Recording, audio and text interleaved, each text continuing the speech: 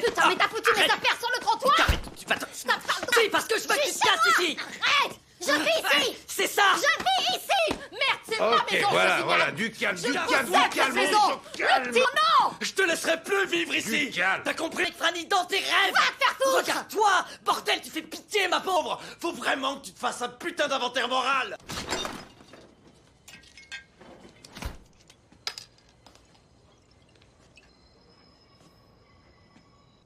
Tu devrais passer moins de temps à lui tomber dessus et plus à la remercier. Hein? Pourquoi? Pourquoi? C'est super dur, tu sais, d'élever 6 enfants tout seul.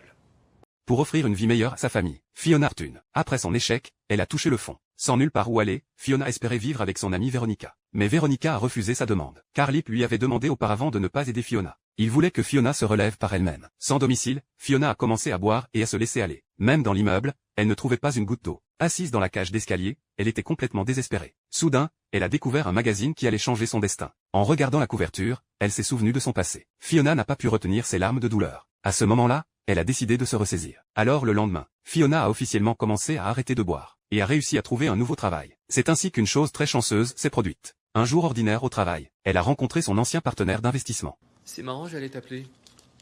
Le redécoupage du terrain a été accepté. Il semblerait que le centre voit finalement le jour. Ça devrait être réglé d'ici 6 à 12 mois. Je me souviens plus exactement combien t'avais investi, c'était pas loin de 90 000. 100 000 $. Et si je te remboursais maintenant? Quoi? Enfin, la vie de Fiona a pris un tournant. Elle a décidé de prendre cet argent qui lui permettrait de recommencer, de quitter les responsabilités de sa famille d'origine et d'accueillir une nouvelle vie. Avant de partir, Fiona a décidé d'aller voir Ian en prison. Elle lui a annoncé la nouvelle nerveusement. Elle avait l'intention de quitter cet endroit. T'as raison. Tu devrais carrément foutre le camp, tu l'as bien mérité. Qu'est-ce que t'espérais, que je te dissuade de le faire? Ouais, peut-être. Vas-y. Éloigne-toi le plus possible d'ici. Et ne regarde jamais, jamais en arrière. Je serai toujours là pour toi. Toujours.